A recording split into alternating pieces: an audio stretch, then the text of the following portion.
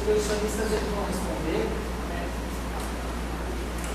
se uma propriedade precisa ter poderes causais para a gente conhecer coisas com aquela propriedade. Se eu for apontar, por exemplo, em algumas funções, que propriedades exposicionais, tais como calor, fragilidade e cor, não têm poderes causais. So these powers are located in non-dispositional base properties on which dispositional properties supervene, rather than in the dispositional properties themselves. If this view were true, that would not imply that we could not know whether something was warm, fragile, or colorful. Então, esses poderes eles estão localizados nas propriedades de base, que não são disposicionais, sobre as quais as propriedades disposicionais estão fundamentadas. Então, nessa visão, isso não implicaria que nós não podemos saber se uma coisa é quente, frágil ou colorida.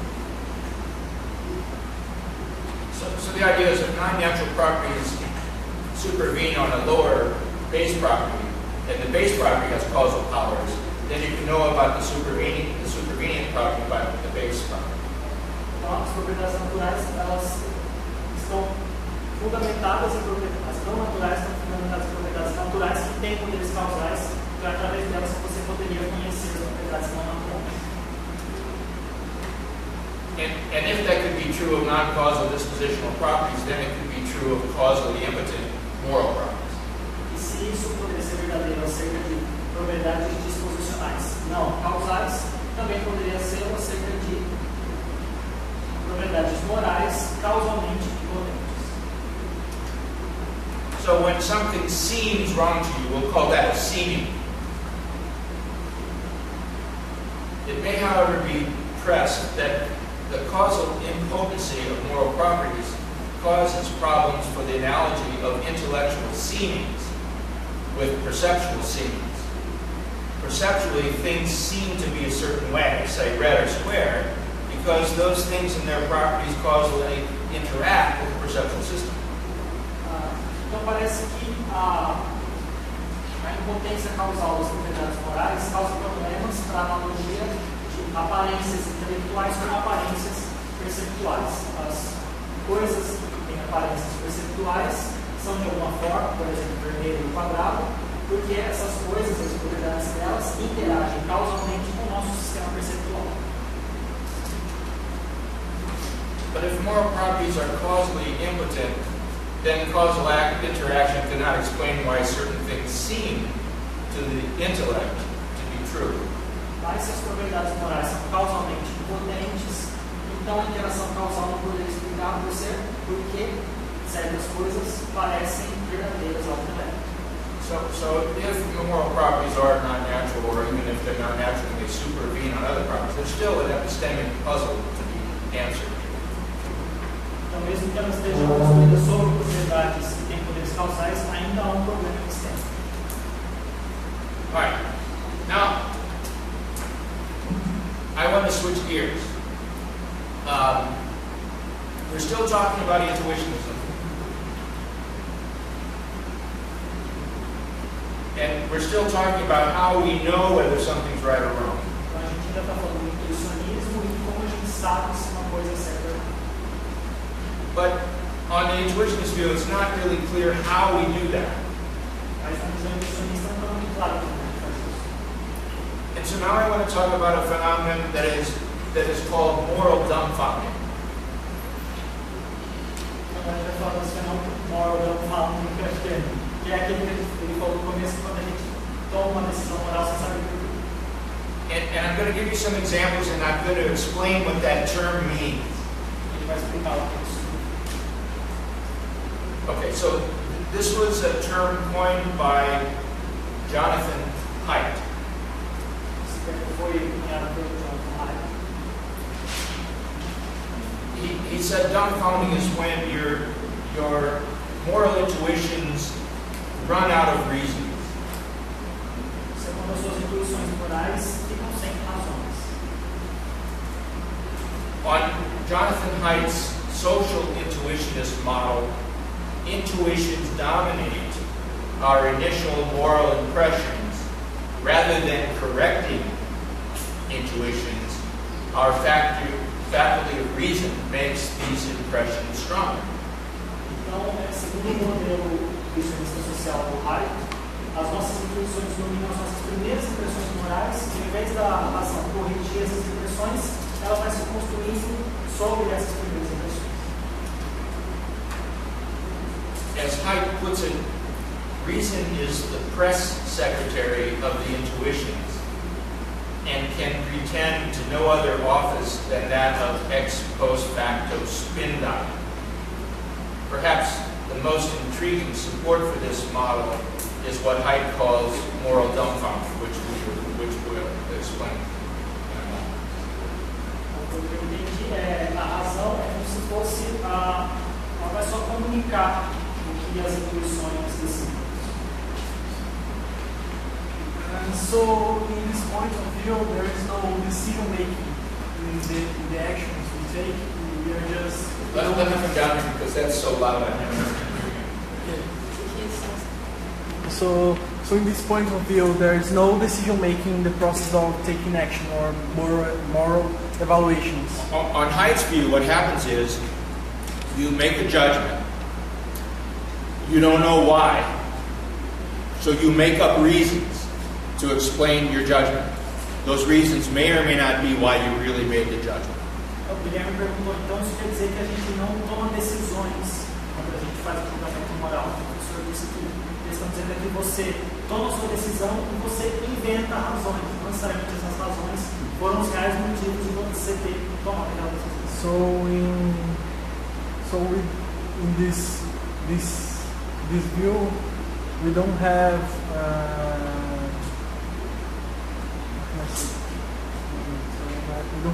free will. Oh no, you have free will. No, you have free will. So it is not determinist, this point of view. Well, you have soft deterministic free will. Right? The soft determinist believes that you can have both, compatibilist. You can have free will and be determined. There's a causal mechanism for why you're judging what you're judging. But I'm not making you judge that. She's not making you judge that. You're making the judgment. He calls the reason the spin doctor. A spin doctor is somebody in politics who tries to put the best face on the political decisions. Just try to make you accept them, even if they're not the real reason why they're doing something. Então, o Guilherme perguntou se você nessa visão você não tem livre-arbítrio. O professor explicou que é uma visão compatibilista. Você pode ter determinismo e tem livre-arbítrio juntos. E ele está explicando que é como se a razão fosse aquela pessoa que faz com que aquela decisão política pareça uma coisa boa, tentar dar uma cara boa para uma decisão. Então, essas razões tentam dar uma cara boa para a decisão moral que a gente toma. Não necessariamente são as verdadeiras razões. Então, mas elas não tornam incompatível o livre-arbítrio, porque tem causas, por exemplo, ele não está fazendo o que você pensava que eu estou fazendo, mas necessariamente você escolhe. Então, não compatibiliza o livre-arbítrio não é exclusivo. Yeah. So the reason I want to talk about dumbfounding is, if you're a moral intuitionist, or not, you don't have to be a moral intuitionist, but you make a judgment about one of the trolley cases. You say, yeah, doing this would be okay, switch would be okay, but bridge would be wrong. And then you try to explain your reasons, right?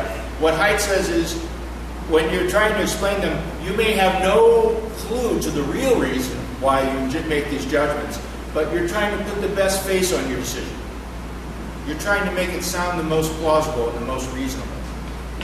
But you may not know what's really going on in your mind to make that judgment.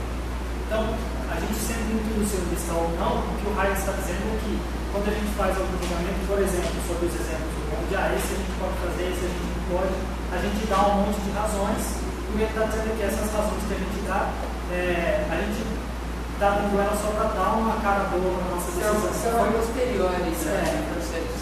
Foi por causa delas que a gente decidiu. Now, tomorrow when we talk about Mark Hauser's view, he's going to give us an explanation for why you're making those moral judgments.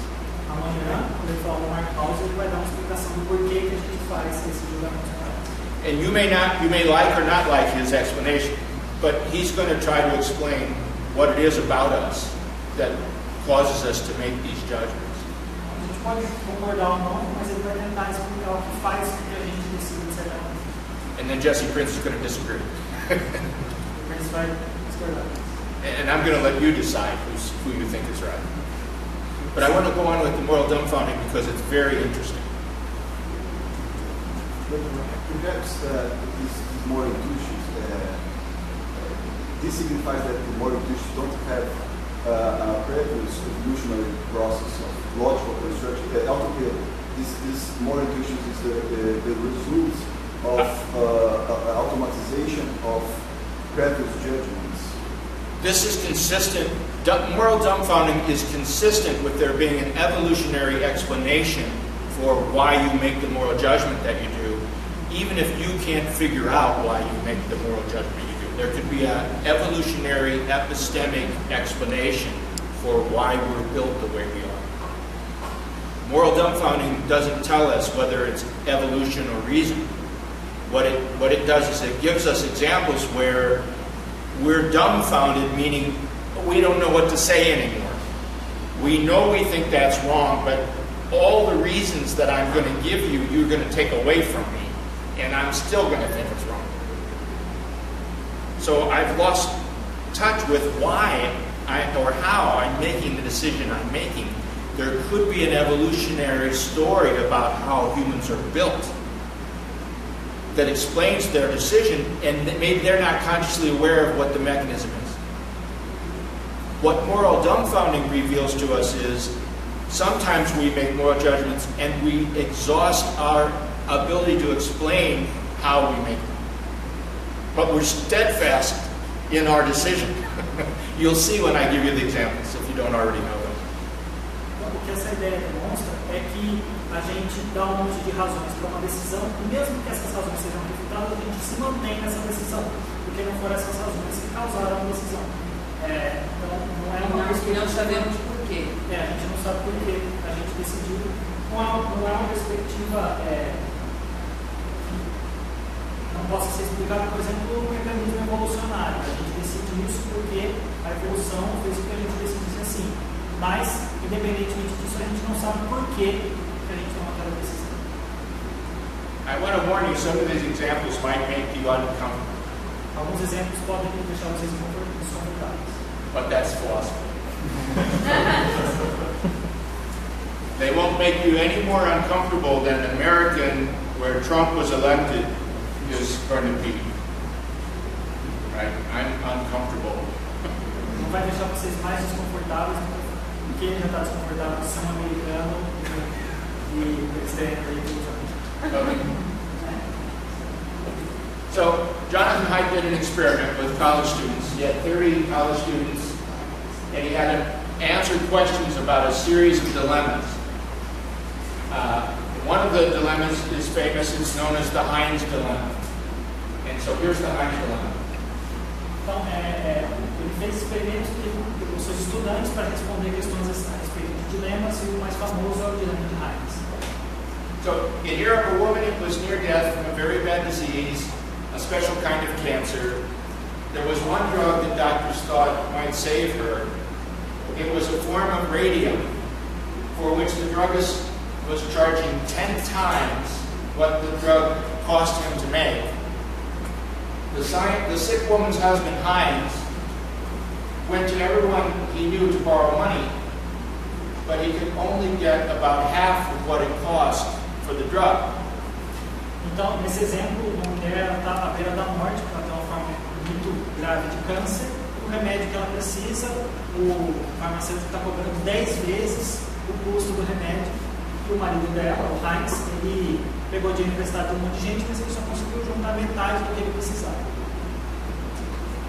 He told the druggist that his wife was dying and asked him to sell it cheaper or to let him pay later. But the druggist said no. I discovered the drug, I'm going to make money from it. So Heinz got desperate and broke into the man's store and stole the drug for his wife. Was there anything wrong in what he did? Então o Heinz foi até o farmacêutico, pediu para ele vender mais barato e deixar ele pagar depois. O farmacêutico disse: não, eu descobri a droga, eu vou ganhar dinheiro com ela.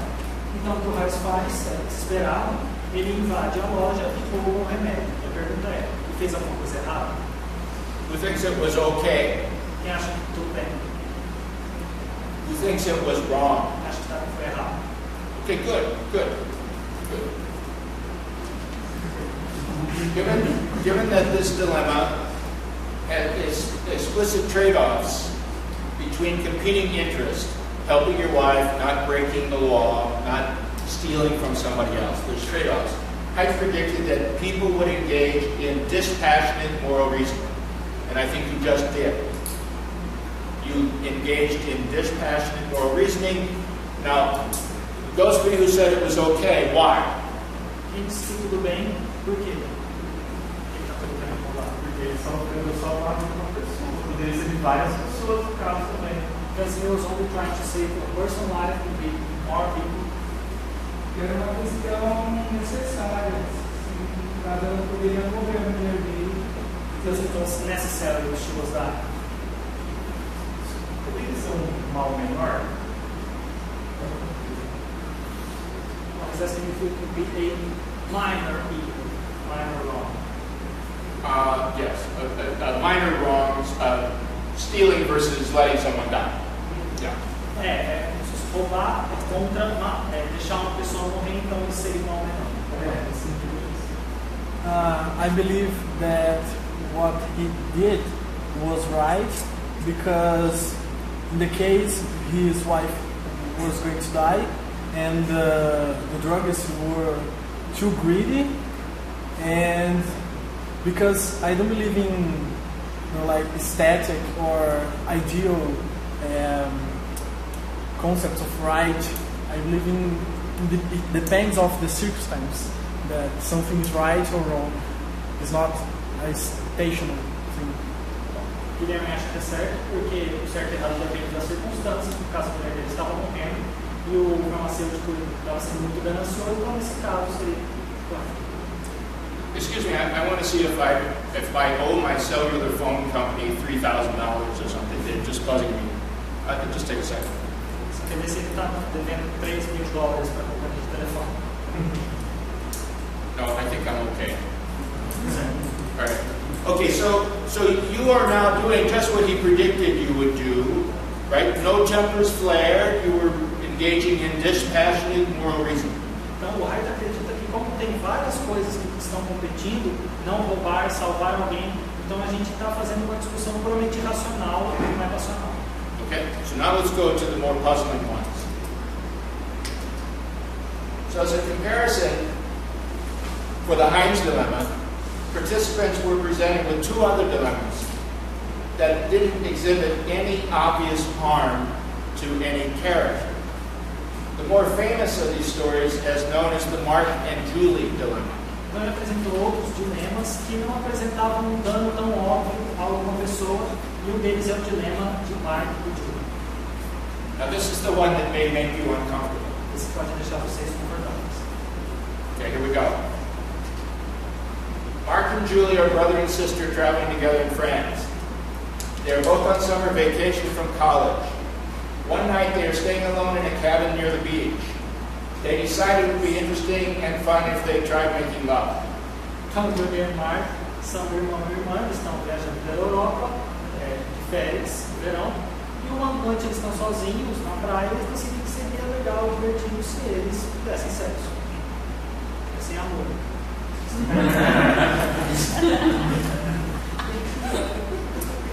At the very least, it would be a new experience for each of them. Julie was already taking birth control, but Mark would use a condom just to be safe. They both enjoy it, but they decide not to do it again. They keep that night as a special secret between them, which makes them feel even closer to one another. Então, essa seria a mínima experiência nova para eles. Ela estava tomando pílula, ele usou uma camisinha de qualquer maneira. Os dois gostaram, mas eles decidem não fazer de novo. E eles mantêm essa noite em segredo entre eles. Isso os faz que eles se sintam mais próximos do outro. So what do you think? Was it wrong? Vocês acharam que foi errado? Harder to decide, right? Mais difícil de decidir. Was it wrong?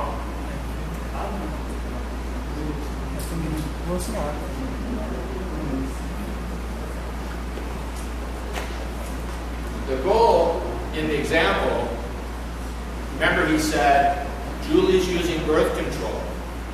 One reason people would say it's wrong is there might be a deformed child. So Julie's using birth control and Mark's using a condom. So what's that about? Trying to take away one of your reasons to say this is wrong. Então o que ele está fazendo é tentando tirar suas razões para dizer que isso seria errado. O jeito que ele faz isso é colocando ela para tomar o pílula, ele usa o camisinho. Então, um argumento que as pessoas costumam utilizar no excesso é: pode nascer uma criança defeituosa, então ele tira essa possibilidade. So what I did was, when people would give reasons why it's wrong, then he would modify the example to take those reasons away. Então o que ele faz é: as pessoas dariam razões para dizer que aquilo é errado, então ele modifica o exemplo para tirar essas razões das pessoas. And then in the revised version, he would say, now is it still wrong? In the revised version of the example, he would ask, is it still wrong? Ok, então na forma revisada da questão, ele perguntaria: ainda é errado? And people would say yes. As pessoas diriam sim. And he'd say, why? Por quê? And they'd say, I don't know, but it's wrong. As pessoas respondem: não sei por quê, mas é errado. That's what he called moral dumbfounding. Esse é o moral dumbfounding. That's its definition. Definição. Okay?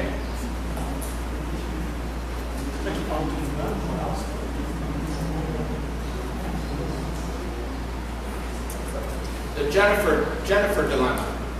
Participants were presented with a dilemma in which a medical student, Jennifer, eats a bit of cadaver's flesh. I told you these were uncovered. This cadaver was going to be incarcerated the next day, so no one would miss it. Outro dilema é no qual uma estudante de medicina, Jennifer, come um pedaço da carne de um cadáver que seria incinerado no dia seguinte. Então, não faz diferença.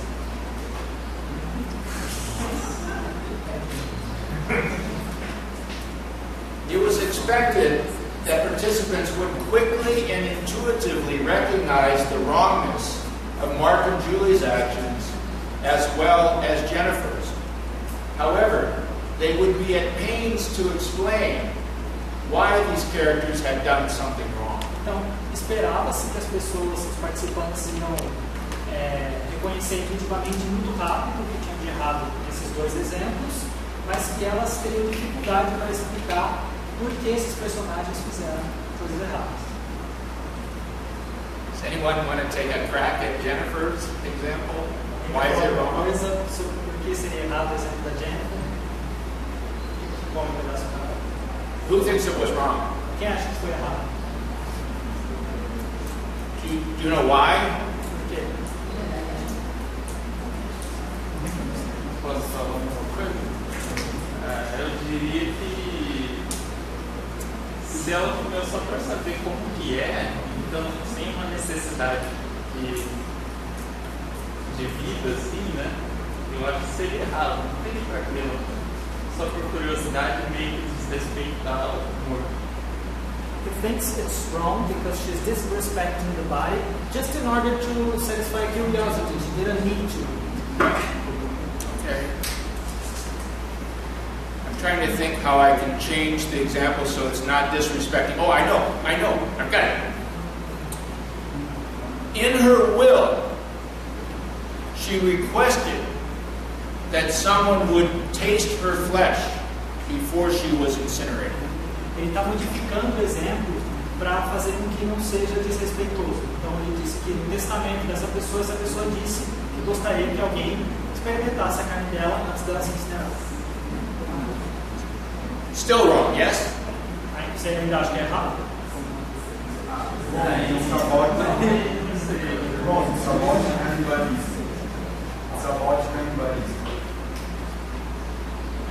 It's about cannibalism, so it's wrong.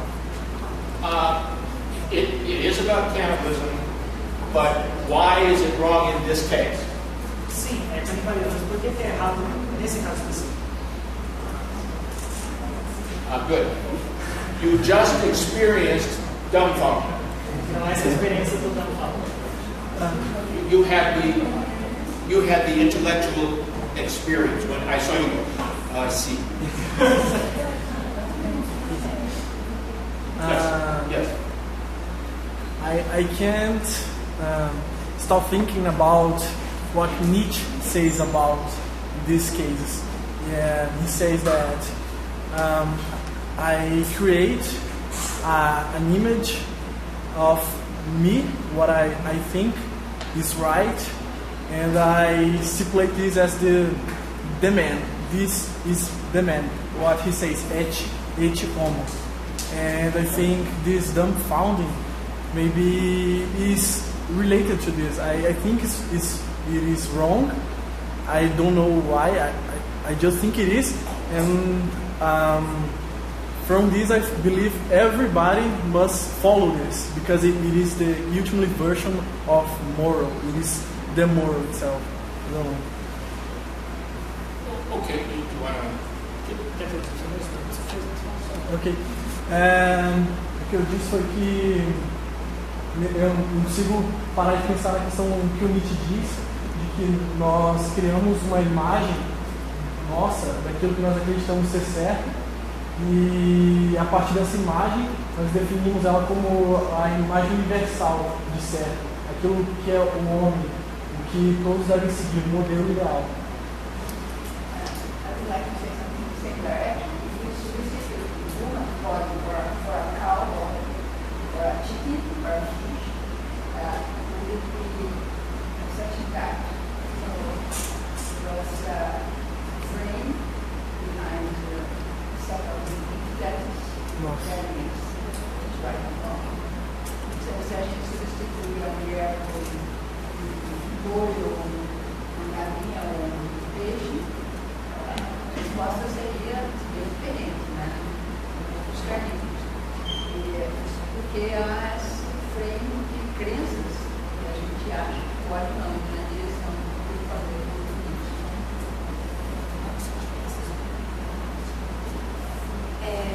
Eu tenho um pouquinho diferente. Eu acho que não é uma questão moral, é uma questão mais natural. Porque se esse hábito de comer carne de humanos fosse compartilhada por todos, eu acho que a própria espécie ficaria fragilizada e a gente seria, não sei, um possível predador assim. Então é uma coisa mais natural. She thinks this is not just a moral problem, but a natural problem. Because if everybody ate humans, this would be a problem for human species. Vai ser kantiano o que você está dizendo. Você está usando um argumento imperativo.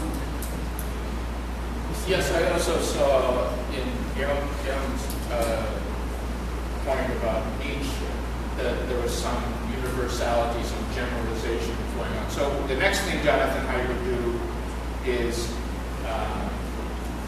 build into the case that this could only happen one time, so it can't become generalized. Now, how are you going to do that? Well, I don't know. Suppose this person is in prison for life, so he'll never get out and he'll never be able to do this again. Então, em resposta a essas objeções, o que o Caio faria é fazer com que, nesse exemplo, isso só pudesse acontecer uma vez. Por exemplo, a pessoa está presa, a vida inteira, ela só vai fazer isso, não vai ter como repetir. Still people think it's wrong. Ainda assim, as pessoas acham que é errado. And so, again, the recipe for a dumbfounding case is think of all the reasons that would make it wrong, and then remove them all, and you'll still say it wrong. Então, a receita para o dumbfounding é pense em todas as razões que fazem uma coisa ser errada, retire todas as razões e você ainda vai achar que aquilo é errado. You all have the picture now. So, cockroach. Finally, participants were presented with two tasks that were expected to elicit strong intuitions, though they were in non-moral examples. In one task, participants were asked to drink a glass of juice but before and after a sterilized cockroach was dipped into it. Então, depois, os participantes foram colocados com algumas tarefas que tinham intuições fortes, mas que não eram de natureza moral. Uma delas, foi pedido que os participantes bebessem de um copo de suco, tanto antes quanto depois de uma barata esterilizada ser colocada no copo de suco.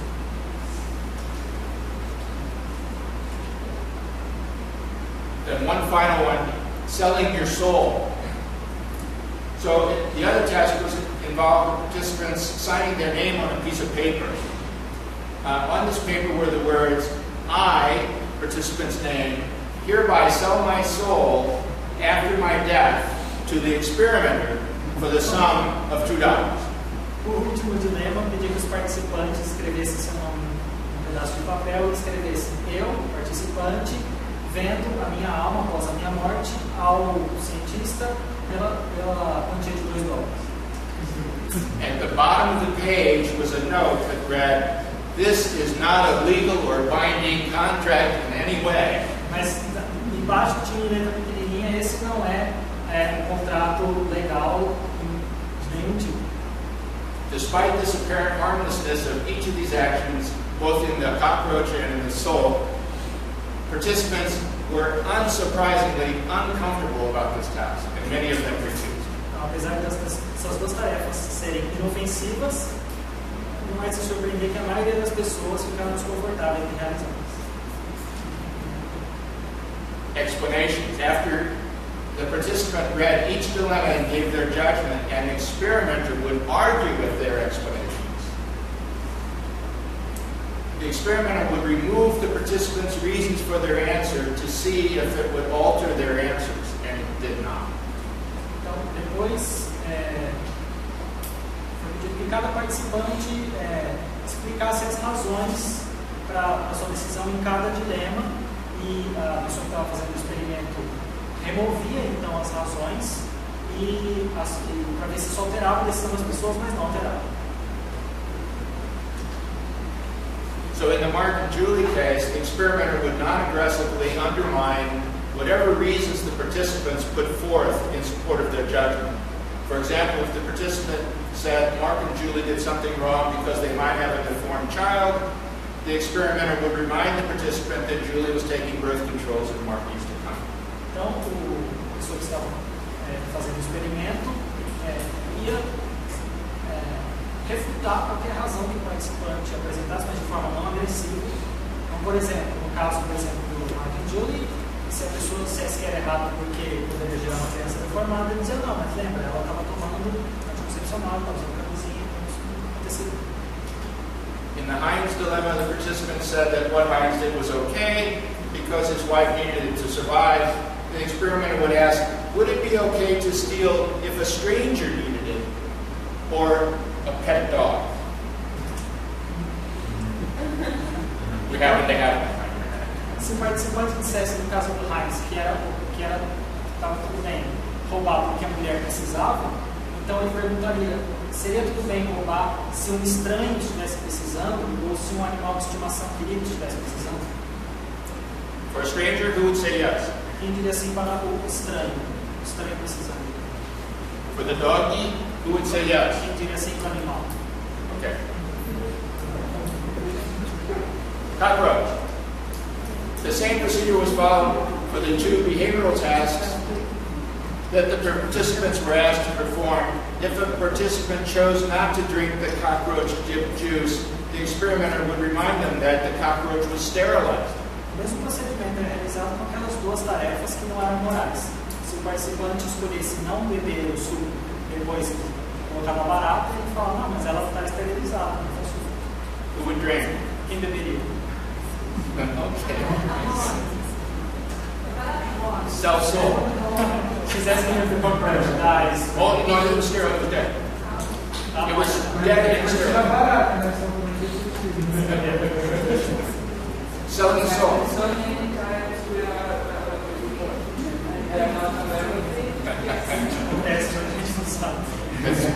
If you don't know, it's not so bad.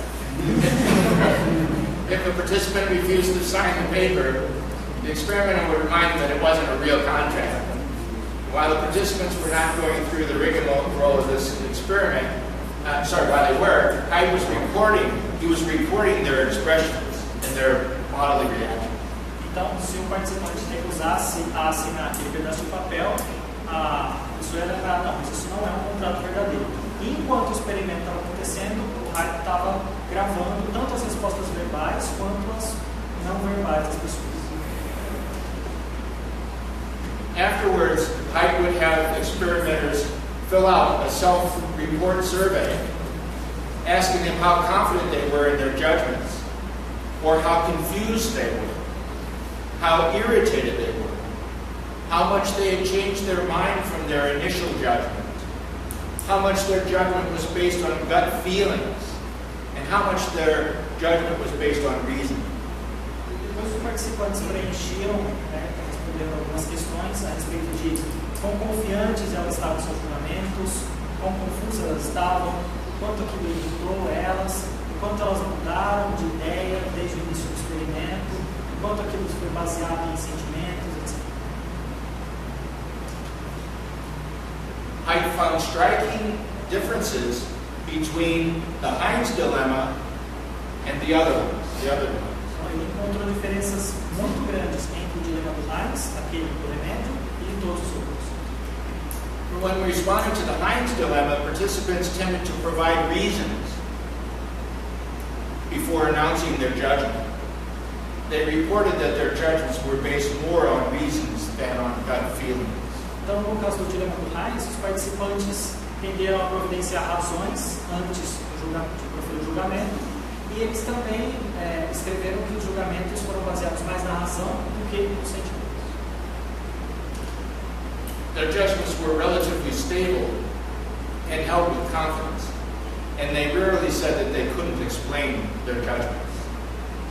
Os julgamentos delas, nesse caso, eram relativamente estáveis e elas tinham confiança, e eles raramente diziam que eles não poderiam explicar o seu julgamento.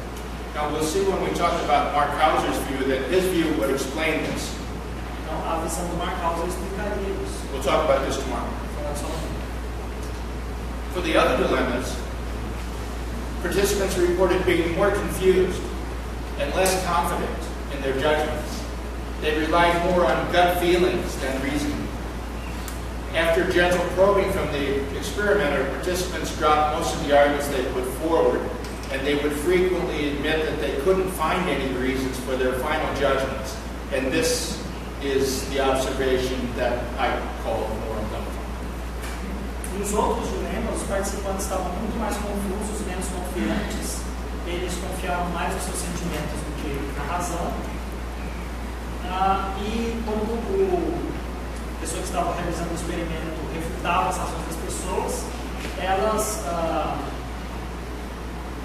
jogavam fora seus argumentos e admitiam que não conseguiam encontrar razões para os seus julgamentos. Esse seria o moral dumbfounding. Would this be a good time to take a half-time time out? Seria uma boa hora de intervalo agora. For a break? Okay. So this is the end of the dumbfounding. Next we're going to talk about psychopaths. Depois a gente vai falar da psicopatia. After the break. Okay, welcome to the second half of today. Several people have asked me if they can get copies of the PowerPoint presentation. And I will make it available to Marco Salves, and so anyone who asks him, he will share with you. So you can all, if you want to have copies. Você está dizendo que ele vai passar o PowerPoint para o professor Marcos, então qualquer pessoa que precisar é só pedir. Okay, good. Now, I have just a little bit more on dumbfounding, and then we'll talk about psychopaths and why they're relevant to this debate between Mark Hauser and Jesse Green. Vou falar mais pouquinho de dumbfounding e a gente passa para os psicopatas. Okay. So again, after talking with the students and eliciting this phenomenon of dumbfounding, the participants maintained that their judgments, despite their inability to articulate their reasons, they said, yes, it's still wrong.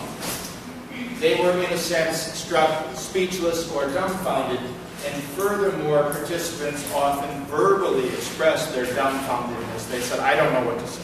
Então, os participantes, eles mantinham seus julgamentos, mesmo quando eles não conseguiam articular as razões. Então, eles ficavam sem fala e muitas vezes eles mesmos expressavam esse estado de dumbfounded, né, de não ter as razões. These verbal expressions were made 38 times in response to the incest story between the brother and sister, but only twice in response to the Heinz dilemma.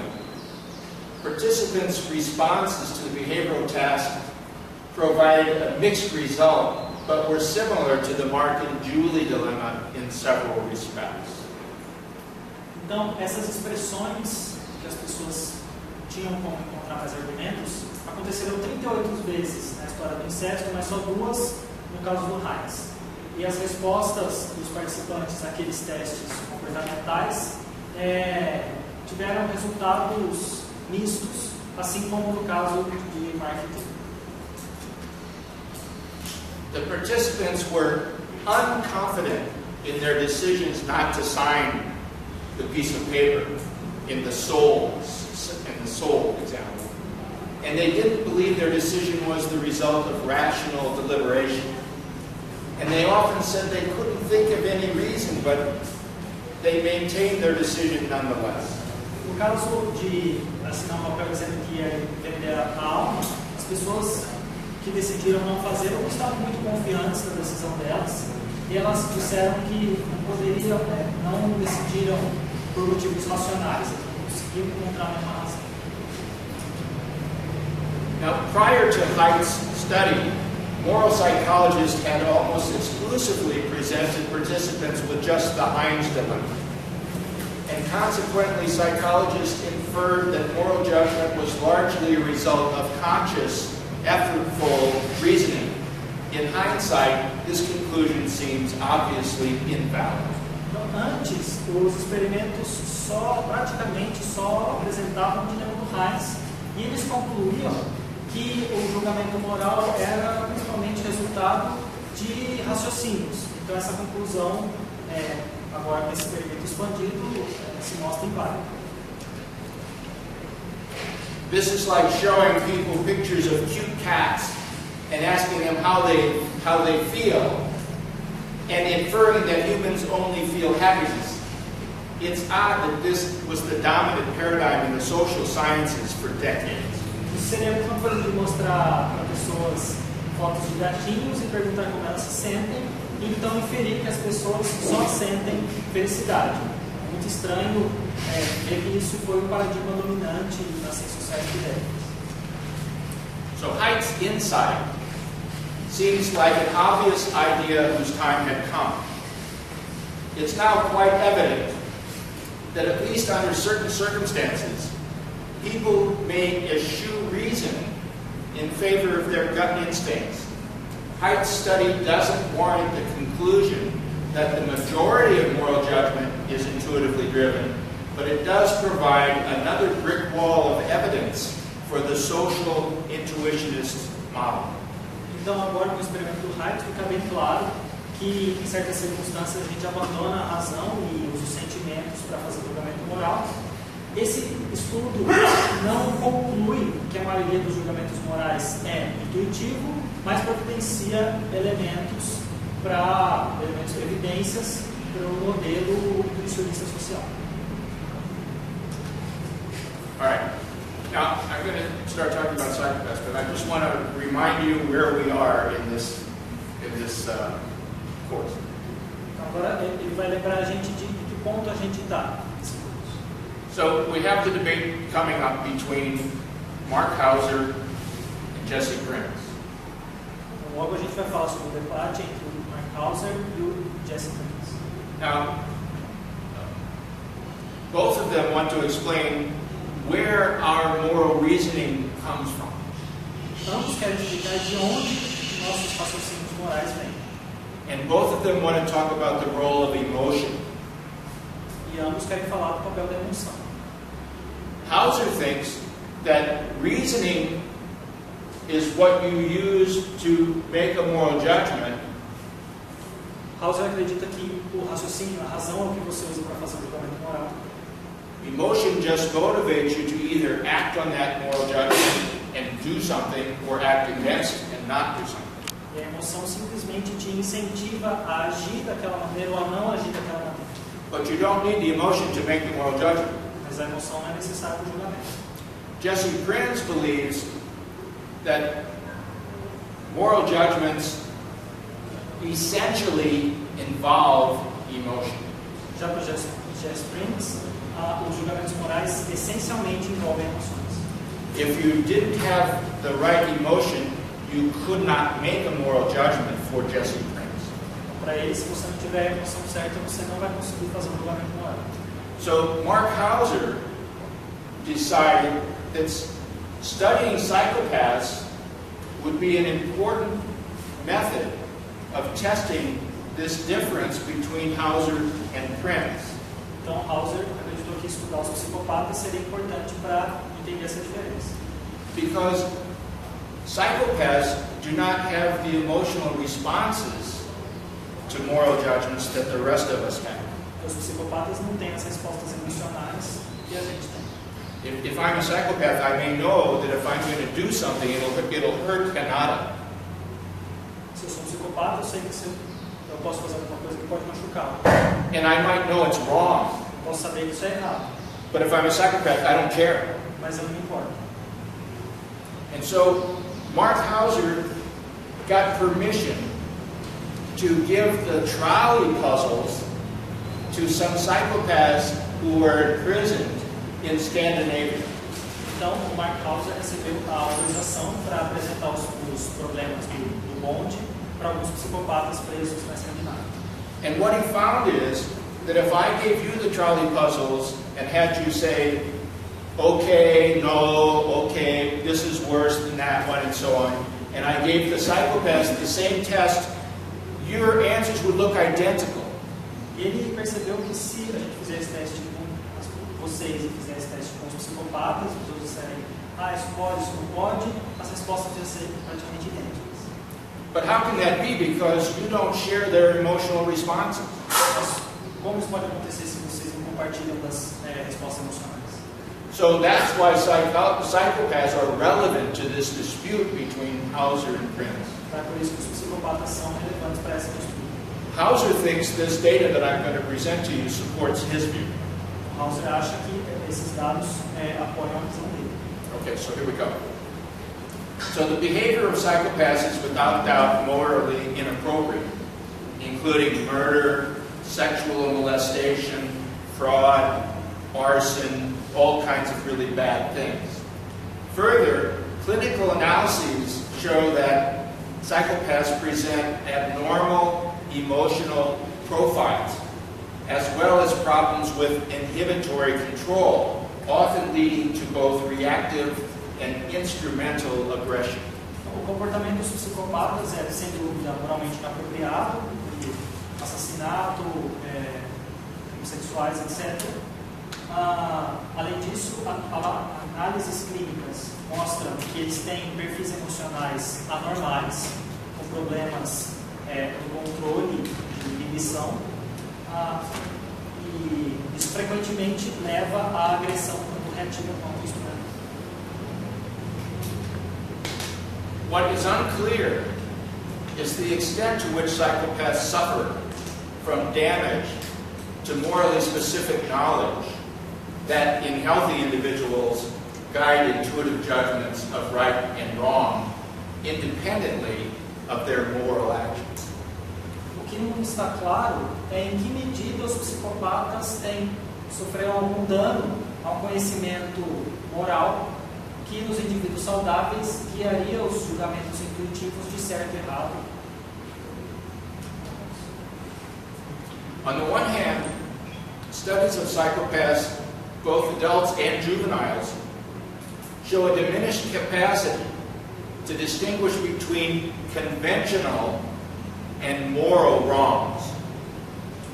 Por outro lado, estudos indicaram que os psicopatas, tanto adultos quanto jovens, têm uma capacidade diminuída de distinguir entre transgressões morais e convencionais. For example, unlike healthy adults, adult psychopaths would typically judge as equally forbidden transgressions such as wearing pajamas to a restaurant, which is conventionally wrong, and a person gratuitously hits a waiter in a restaurant, which is morally wrong. Então, por exemplo, os psicopatas, ao contrário de adultos saudáveis, julgam como igualmente, transgressões igualmente proibidas, você entrar no restaurante vestido de pijama, que seria uma transgressão convencional, e você gratuitamente agredir a garçonete no restaurante, que é uma transgressão moral. I want to just take a moment to tell you about a case of a psychopath, a famous person who's a scientist. His name is James Fallon. Ele vai falar um pouco agora sobre o caso de James Fallon, que é cientista famoso. So in America, there was a woman named Lizzie Borden. Então, nos Estados Unidos tinha essa mulher chamada Lizzie Borden. In the 19th century. Século XIX. She chopped up her mother with an axe. Ela retalhou a mãe com uma machado. Now, this man, James Fallon, is a biological descendant of Lizzie Borden. E o James Fallon é descendente biológico da Lizzie Borden. So he went and had a genetic test to see, and he's a psychologist who studies psychopaths. Ele é psicólogo que estuda psicopatas. So he went and had a genetic test and found out that he himself possessed something known as the warrior gene. Então ele foi fazer teste e ele descobriu que ele possuía o que é chamado do gene do guerreiro. The warrior gene causes diminished prefrontal cortex in the brain. Esse gene do guerreiro causa uma diminuição do córtex pré-frontal. And this is a symptom that many psychopaths have. Isso é sintoma que muitos psicopatas têm. So he has both the genetic profile and the neural profile of a psychopath. Então ele tem o perfil genético e neurológico do psicopata. But he's a happily married man, he's a warm family man, and he's a professional psychologist. Mas ele é psicólogo profissional, homem de família, feliz, não é psicopata. So there's an environmental component as Tem well. componente ambiental. And he just never had the bad things happen to him that would have caused him to flip over into a different kind of person. Nunca aconteceram com ele coisas ruins que tornariam ele uma pessoa. But it's sort of ironic that here he is, a person who's studying psychopaths, and then he goes and has himself tested, and he has the neural profile of a psychopath. Mas aí, porque ele estuda psicopatia, ele se testa e ele tem o perfil do psicopata. So psychopaths also show diminished inhibitory control and a deficit that may contribute to their impulsive behavior, especially in the context of violence. Os psicopatas eles mostram controle inibitório diminuído, isso contribui para o comportamento impulsivo, especialmente violento. Research that Mark Hauser and his colleagues did on psychopaths has led to the view that because of their emotional deficits, psychopaths have corresponding deficits in moral knowledge coupled with poor inhibitory control, and people have claimed that this leads to morally inappropriate behavior. Então, essa pesquisa levou à visão de que, porque eles têm esse déficit emocional, os psicopatas têm déficits no conhecimento moral, juntamente com o poder inibitório, e isso leva a um comportamento moralmente errado. So many people have claimed that their emotional deficit causes their moral deficit. Então, o que eles estão afirmando é que o déficit emocional causa o déficit moral. And a moral knowledge deficit. E um déficit no conhecimento moral. Neuroscientific experiments, this man named Joshua Green puts psychopaths into fMRI machines, and then he has them take the trolley puzzles. O Joshua Green ele coloca os psicopatas no scanner ressonância magnética e faz eles responderem o dilema no mundo. And neuroscientific experiments support the critical role of emotions in moral judgment. In particular, several imaging experiments revealed in normal subjects clear patterns of activation in the amygdala and the areas of the brain associated with emotion. Então isso mostraria o papel crucial da emoção, do julgamento moral, inclusive em testes em pessoas normais também teria essa relação. So if you go into an fMRI machine and you take the trolley puzzles, your amygdala will light up as you're answering these questions. Então, se você tiver uma ressonância magnética e resolver esses problemas, a sua amígdala vai acender. Your frontal cortex will light up as you're answering these questions. E o córtex vai frontal também. Recent studies with patients with severe deficits in emotional processing, frontal dementia, and individuals with bilateral damage to ventral medial prefrontal cortex show a highly selective but significant deficit in moral judgment. Então, estudos recentes de pacientes com altos graus de déficit emocional, por exemplo, demência frontotemporal, devido a um dano lateral ao córtex pré-frontal, ventral e medial, mostram déficit em julgamento moral. For example, whereas VMPC patients, like controlled subjects, judged actions involving impersonal harms, flipping the switch on the trolley to kill one person but save 5, as more permissible than actions involving personal harms, pushing the person over the bridge to save the 5. So they exhibit similar reactions. Então, essas pessoas elas têm reações similares. Elas acham que puxar a alavanca para matar uma pessoa é mais permissível do que empurrar a pessoa. So just as you said, switch was better than bridge, they would too. Para as pessoas, a alavanca também é melhor que uma pessoa. VMPC patients were more likely to endorse these personal cases, including situations where aversive acts lead to significant benefit to others. Esses pacientes, era mais provável que eles apoiassem esses casos pessoais, incluindo situações em que atos ruins levariam a consequências boas para outras pessoas. Thus, for a broad range of moral dilemmas, emotions appear to play little or no guiding judgment. For dilemmas that pit highly aversive actions against significant utilitarian gains, these patients favor the outcome, providing the evidence for the causal role for emotion for a specific class of moral problems. So they act just like you do in their decision making. Então, essas pessoas que têm esse déficit emocional tomam as mesmas decisões. Então, parece que as emoções não têm papel no julgamento moral. Porque nesses dilemas que colocam ações ruins contra ganhos utilitários, esses pacientes favorecem os ganhos. But they don't share your emotional profile. Eles não têm o mesmo perfil emocional que vocês. The neuropsychological data are of particular interest because they provide a more causal account of the relationship between emotional processing and moral judgment. Os dados neuropsicológicos eles são interessantes porque eles providenciam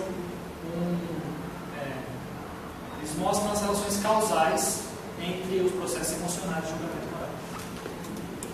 Further, and of special interest to us, several authors in the area have alluded to the similarity in profile between VMPC patients and psychopaths, especially their flat socio-emotional responses and their lack of inhibitory control.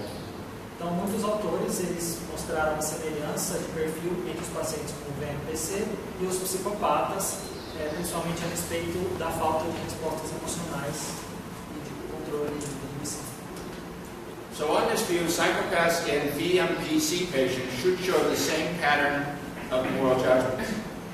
Então, nessa visão, os psicopatas e esses pacientes deveriam mostrar o mesmo padrão de julgamentos morais. Now, prior to this study, a dominant perspective in the current literature sees intact emotional processes as essential to our moral psychology. Então, anteriormente a esse estudo que eu trouxe, uma perspectiva dominante da literatura vê que processos emocionais intactos são essenciais para a nossa psicologia moral. But now this is coming from Hauser's work on the psychopaths. So the we is him, not me. We consider an alternative framework. In particular, we do not deny that emotions play some role in our moral psychology. It's possible that our emotional experiences follow from our moral judgments. You make the moral judgment first, and then the emotional experience comes. As opposed to the emotion coming first, and then the moral judgment coming second. Então, Hauser vai considerar que ele não vai negar que as emoções têm um papel na psicologia moral, mas é possível que nossas experiências emocionais se sigam dos nossos julgamentos morais e não que elas os precedam e os guiem. So this is the essential difference between Hauser and Prince. Essa é a diferença essencial entre Hauser e Prince. For Hauser, the judgment comes first, and then the emotion. Para Hauser, primeiro vem o julgamento e depois a emoção. For Prince, the emotion comes first, and then the judgment. Para o Prince, primeiro vem a emoção e depois o julgamento. Now, if Hauser's view is correct, psychopaths may well show normal patterns of moral judgments if we compare them to normal controls like you and I. Então, se essa visão estiver correta, no Hauser, então os psicopatas vão mostrar padrões de julgamento moral normais, iguais às pessoas consideradas saudáveis.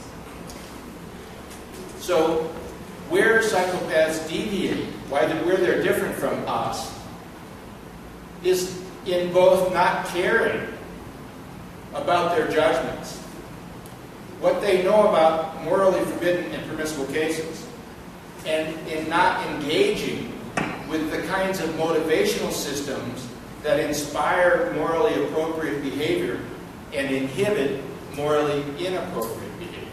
Então, o que os psicopatas teriam de diferente de nós é que eles não se importariam com seus julgamentos morais e eles não teriam o tipo de sistema motivacional que nós temos que inspiram comportamento moralmente apropriado e inibem comportamento moralmente inapropriado.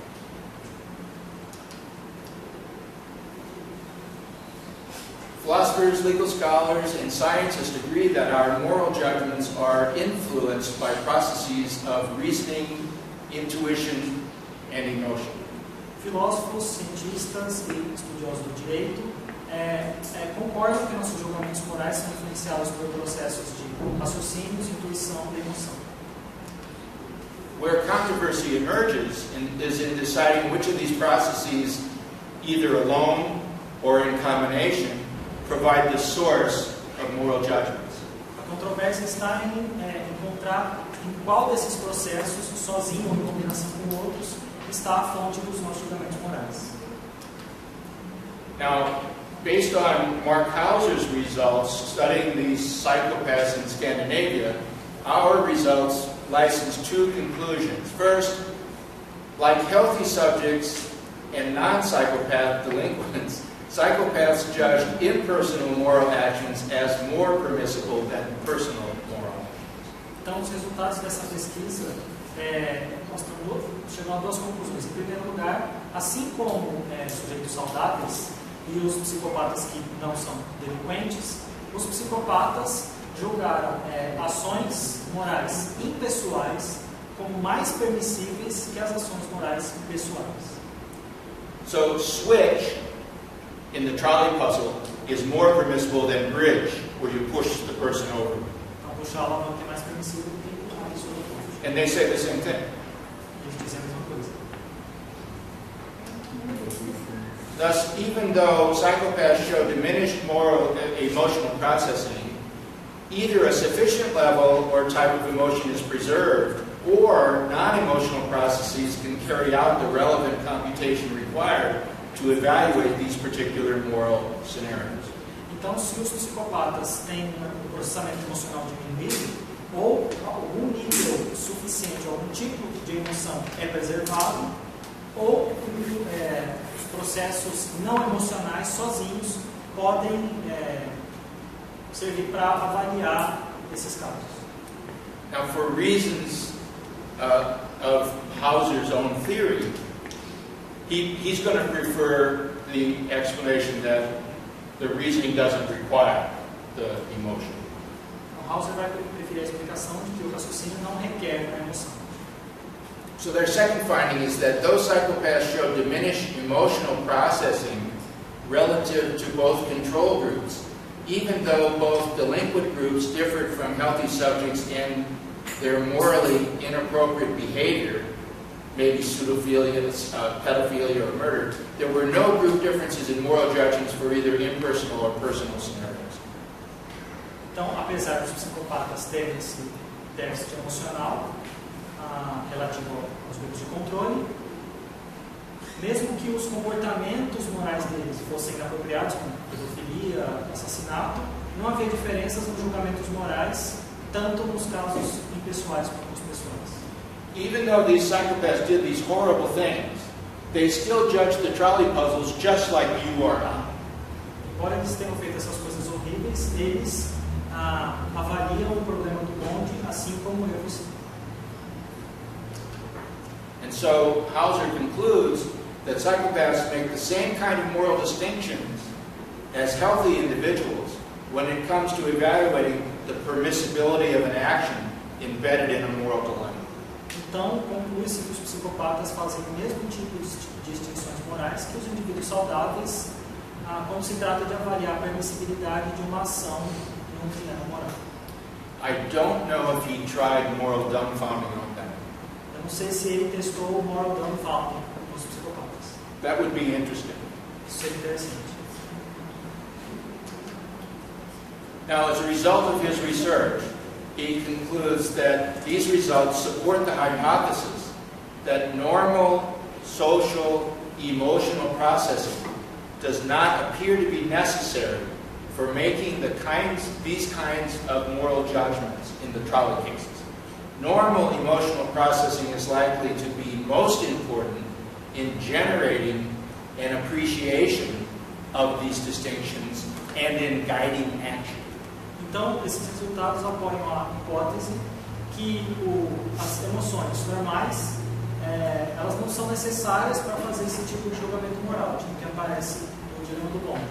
Então, o processamento emocional normal ele seria provavelmente mais importante no momento da apreciação, da avaliação dessas decisões e no momento de guiar as ações. So they might judge that an action is wrong and then do it anyway. Então eles podem julgar que a ação é errada, mas eles fazem de qualquer jeito. Or they might judge that an action would be good to do and then just not do it. Ou eles podem julgar que a ação seria boa, mas eles não fazem. So they seem to be able to make the moral judgment, but then their emotion doesn't make them do the right thing.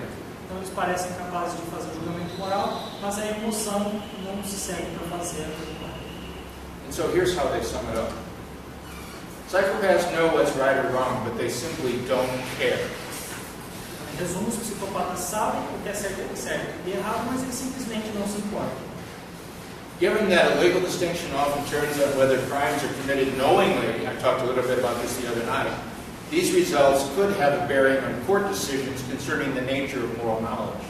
Então, dado que distinções, que muda-se a tipologia dos crimes, quando os crimes são cometidos com conhecimento ou sem conhecimento, então esses resultados poderiam ter um impacto nas decisões judiciais a respeito do conhecimento moral.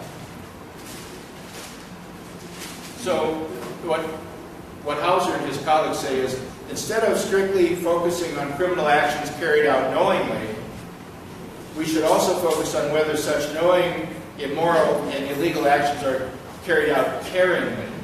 Então, o que eles acreditam que ao invés de a gente se focar estritamente nas ações criminosas que são realizadas com conhecimento, a gente deveria se focar se essas ações com conhecimento, ações imorais e ilegais, são realizadas com o sujeito se importando ou não. Alright, so let's summarize where we are. Vamos resumir um pouco distante. So we started by looking at moral intuitionism. Então a gente começou olhando o intuicionismo moral. How do we look at a situation and then determine whether it's morally right or wrong? Como nós olhamos para uma situação, então determinamos se ela é moralmente certa ou errada. Somehow we can make that moral decision. De alguma forma a gente faz essa decisão moral.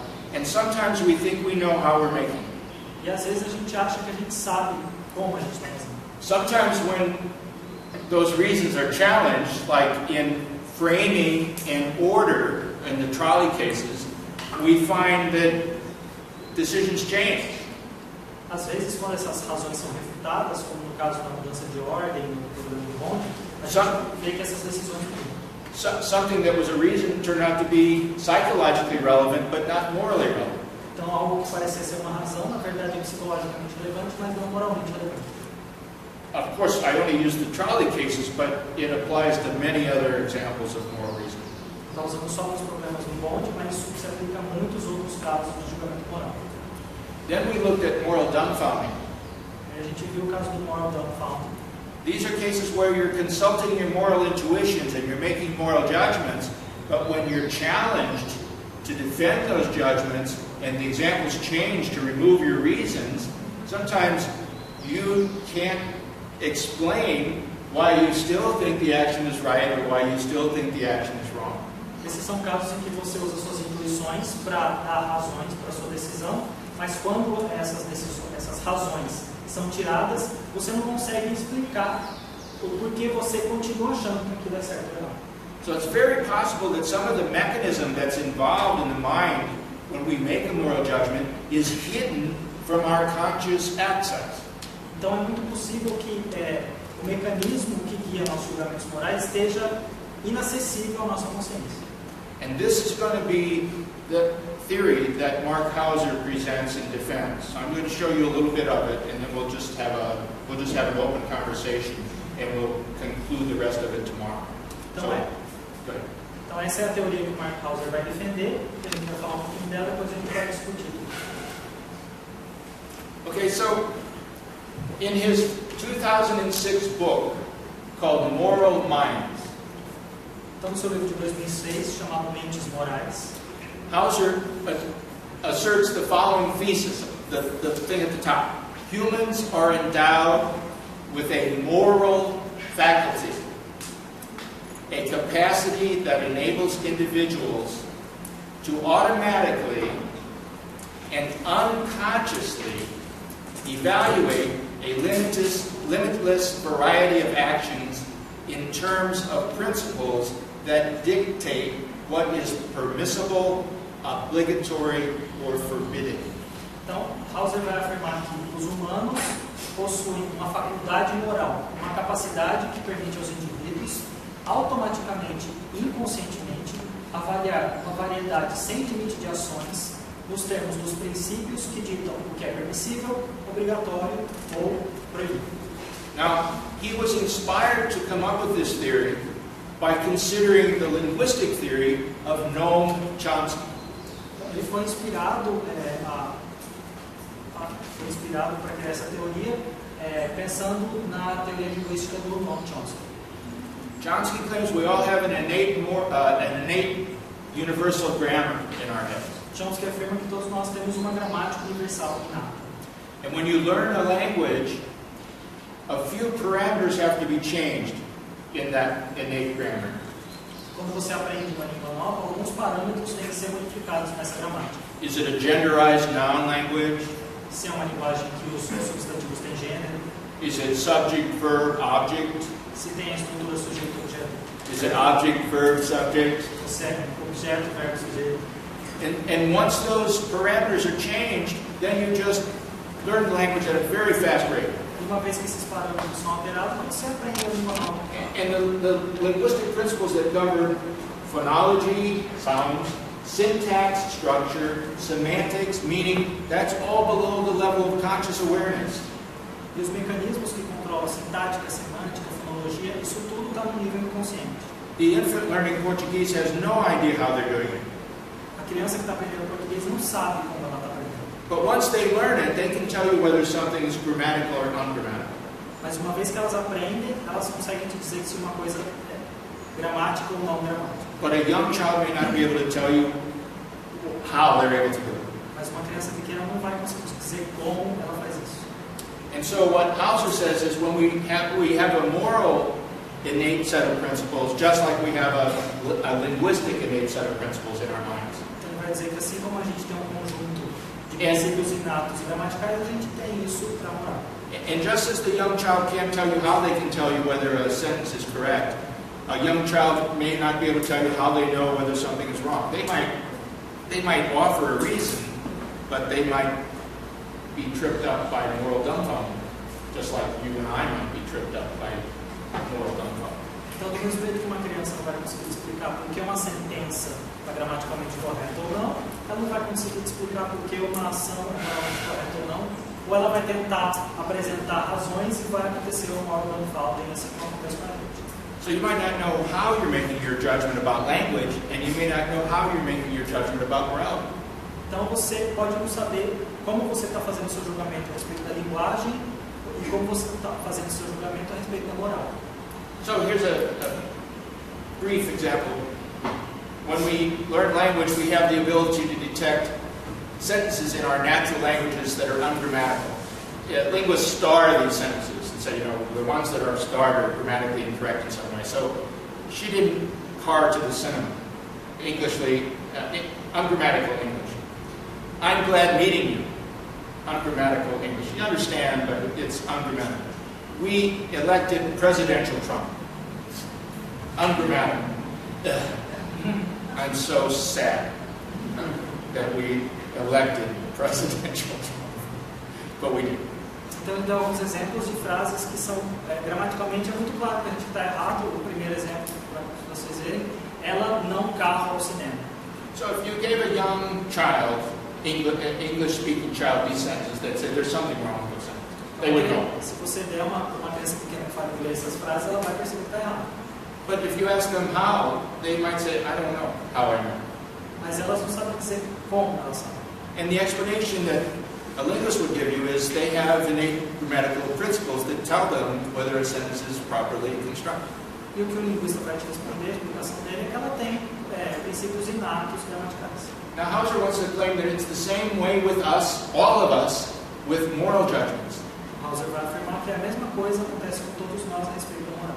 So when we answer the trolley puzzle questions, we're using these innate moral principles that we may not be consciously aware that we're using. Então, quando a gente responde ao dilema do bonde, a gente está usando esses princípios inatos sem saber que a gente os possui. And the fact that they're innate surfaces with moral dumbfounding. O fato de que eles são inatos vem à superfície com o moral dumbfounding. That's evidence that what's driving your moral judgment is something you're not consciously able to access. Isso é uma evidência de que o que está guiando a sua decisão moral não é algo consciente. So he thinks that that the same sort of explanation that a linguist might give for your abilities to make linguistic decisions is paralleled by humans' ability to make moral judgments. Então ele acha que a explicação do linguista de como a gente faz decisões gramaticais é paralela a como a gente faz decisões morais. So Hauser believes that similar to the innate language faculty, we have an innate moral faculty that allows us to detect things that are morally right and morally wrong. Então ele acredita que, assim como a nossa faculdade linguística inata, a gente tem uma faculdade moral inata que nos permite detectar coisas que são certas e erradas. So even the smallest child knows that helping persons in need is right. Então mesmo uma criança pequena sabe que ajudar uma pessoa em necessidade é certo. And the child knows that stealing from the poor to give to the rich is wrong. Uma criança sabe que roubar dos pobres para dar aos ricos é errado. Defending your family from attack is morally right. Que defender a sua família de um ataque é correto. Causing unnecessary pain and suffering to others is wrong. Que causar dor e sofrimento desnecessários aos outros é errado. And Hauser would say everybody, even the smallest child knows this, whether they know how they know it or not. Mesmo as crianças pequenas sabem disso, quer elas saibam como elas sabem ou não. And he thinks that the origin of that decision making is these innate moral principles that you have in your mind. Ele acredita que a origem dessas decisões são esses princípios inatos morais que você tem na sua mente. Okay, so this is where I started the lecture today. I said that there's this difference between Hauser and Prince. On the first model, you perceive the event, you have an emotion, and then you make the moral judgment. Então ele começou a falar que tem esses três modelos diferentes. No primeiro você percebe um evento, você tem uma emoção e depois você faz um julgamento. This is Jesse Prince's model, and maybe also David Hume. Esse é o modelo do Jesse Prince e talvez também do Hume. On the second model, you perceive the event, you have an emotion, you make a judgment based upon reason. No segundo modelo, você percebe um evento, tem uma emoção e faz um julgamento baseado na razão. That one has emotion in there, and it's playing some sort of role, but it's not clear what role. In the third model, you perceive the action, you have an analysis of whether the action is a good action or a bad action, and then emotion and reason kick in on whether you're going to do the action or not do the action. Nesse segundo modelo, a emoção tem um papel, mas não está muito claro qual é. No terceiro modelo, você percebe a ação, faz uma análise, um julgamento, e então a emoção e a razão intervêm para decidir se você vai realizar a ação. And the third model is the one Hauser was doing. E o terceiro modelo é definido pelo Hauser. So Hauser is 3, Prince is number 1, and 2 is some kind of intermediate. Então, o primeiro é o Prince, o terceiro é o Hauser, e o segundo é o múltiplo intermediário. Okay, so what I'd like to do now is just have an open conversation about things that we're talking about. Então, agora ele quer apenas que a gente tenha uma conversação livre sobre o que a gente conversou. And then tomorrow I'm going to pick up right at this very spot and then go through this debate, the rest of Hauser's view, Prince's reasons for objecting to Hauser's view, and then I'll talk about Prince's own theory tomorrow. Então amanhã a gente vai começar desse ponto, vindo da teoria do Hauser, as objeções do Prince e a própria teoria do Prince.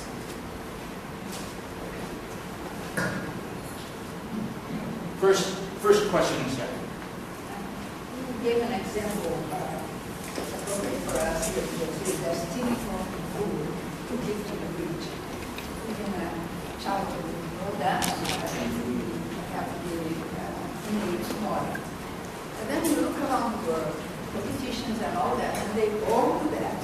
So what happens that the innate doesn't operate there anymore? A pergunta ele falou que até uma criança sabe que roubar do pobre para dar para o rico é errado. Eu pergunto, mas por que então, nessa concepção inata da moral? Por que os nossos políticos, não só os brasileiros, mas internacionais, e a maior parte das pessoas que roubam os pobres, será que eles não têm esse programa inato? O que acontece?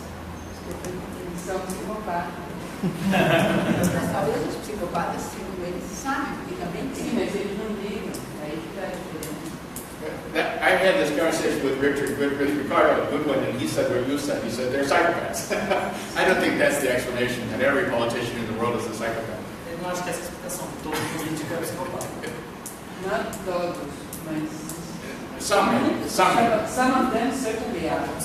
Trump included. We'll see. Excellent question, you see. Excellent question. What happens to people? Now, something is overriding their, if Hauser's right, something is overriding their moral judgment mechanism. Se o Hauser estiver correto, alguma coisa está sobrepondo o seu mecanismo de julgamento moral. Something's interfering with their judgment that certain actions are wrong, they're doing them anyway. Alguma coisa está interferindo com o julgamento deles de algumas ações são erradas e então eles estão fazendo elas. They are behaving like psychopaths, Eles se comportaram como psicopatas. but they may not be psychopaths. The question is, what's the explanation for what's overriding their judgment? Now, it may be greed, egotism, some other psychological, sociological explanation. But it may not be that they don't know what they're doing is wrong. Então, o que poderia ser uma explicação para o que está sobrepondo seus julgamentos morais são egoísmo, ganância, mas não quer dizer que eles não saibam que isso é errado. A gente tem esse caso do Cunha que chora, he have a partition stroke, so that he cried and was judged. Saying he was made judge. It's absurd. Oh, okay. Well, I mean, people can just be confused. They can be confused and get to the point where they don't know what's wrong because they have too many ideas running through their head. Now, this is what I would call something like a cognitive override, right? So I used to know pretty clearly what was right and wrong, but now I'm involved in, I don't know, politics, government, a conspiracy, somebody's holding my family hostage. Other things can come into play to override my knowledge of what's morally right or wrong. I don't know what happens to politicians, but what Mark Hubbard's going to have to say is some other factors are overriding their knowledge of what's morally right or wrong. O que está acontecendo é que muitas ideias, muitas coisas do nível cognitivo estão sobrepondo sobre julgamentos morais. Que era muito claro para você que era certo e que era errado, depois todos esses elementos deixam a pessoa mais confusa. Eu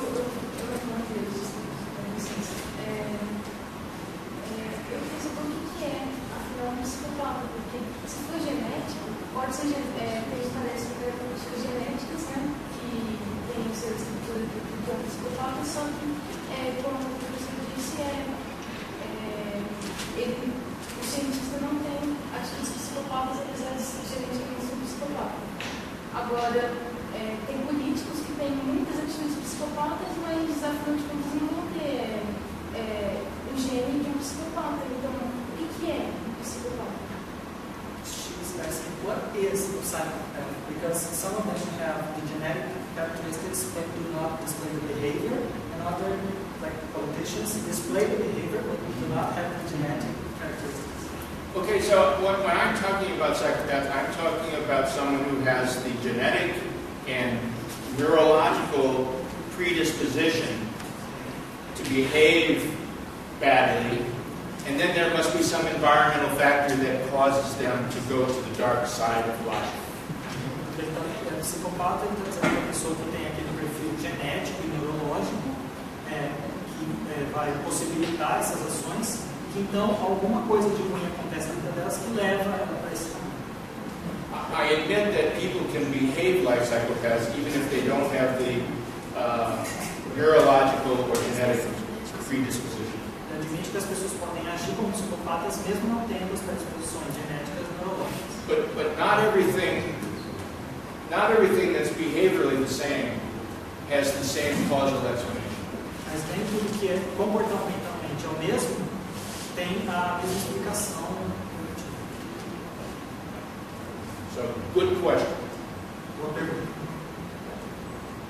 I don't think it's just behavioral. Eu acho que não é só comportamental.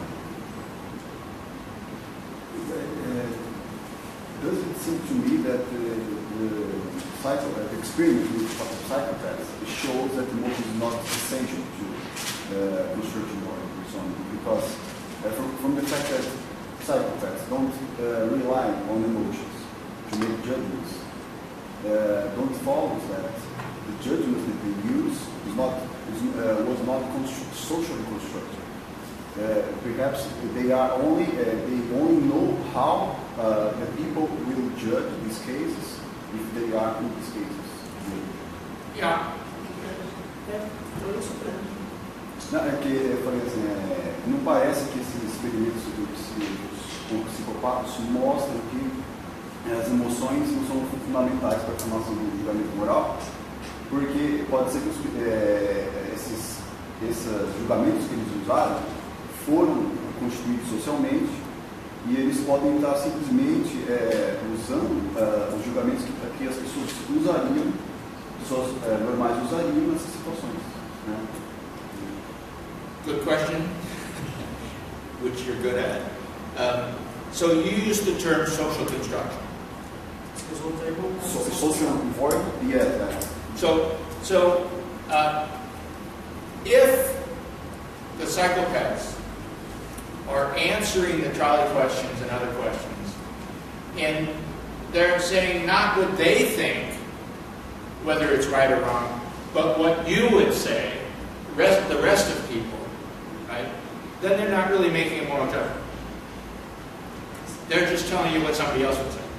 Se ele estiver apenas dizendo que as outras pessoas diriam, ele não está fazendo um julgamento moral, está só reproduzindo. So you may be asking me, are they really making a moral judgment? Você poderia perguntar, estão realmente fazendo um julgamento moral? Now this is a point of contention between Hauser and Prince. Esse é um ponto de disputa entre o Hauser e o Prince. Hauser says, look at my psychopaths. They don't have your emotional profile, but they can still look just like you on the trial of puzzles.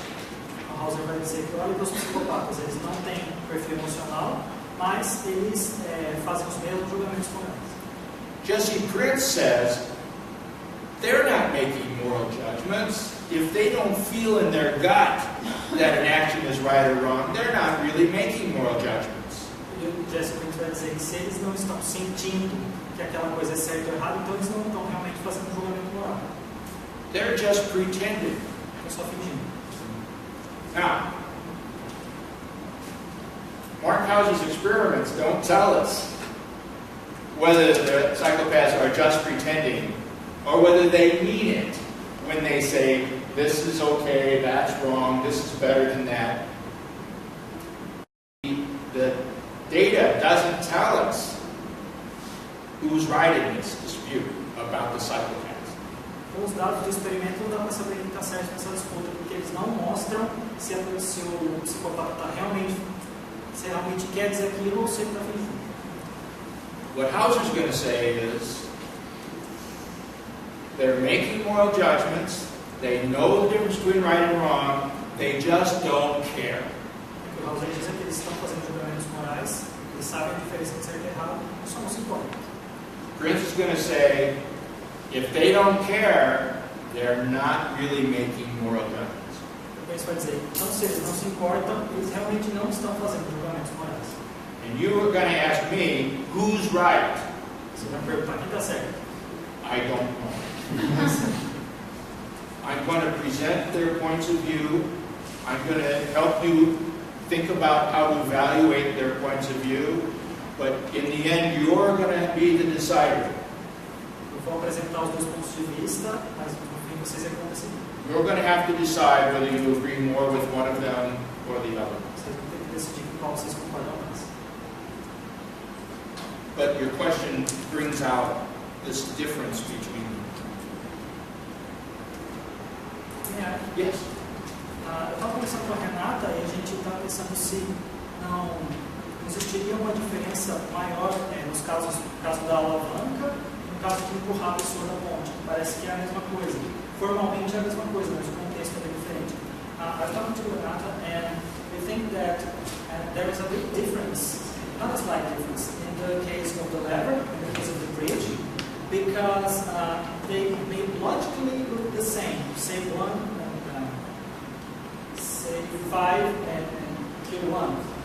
But the context is very different. So one of this related to some kind of thought that the logical form being equal is enough. That doesn't consider the complex context of the situation. Because in the first case, the situation is given. In the second case, you create the situation. Well, in both cases, you're doing something, right? If you do nothing, then Charlie hits the 5 people. So if you do nothing, right, you just act as though you're not in the scene. You're watching this on television or something. Then the 5 will be killed. So you have to do something in both cases. Bom, nos dois casos, se você não fizer nada, 5 pessoas vão morrer. Então você tem que fazer alguma coisa nos dois casos. But most people think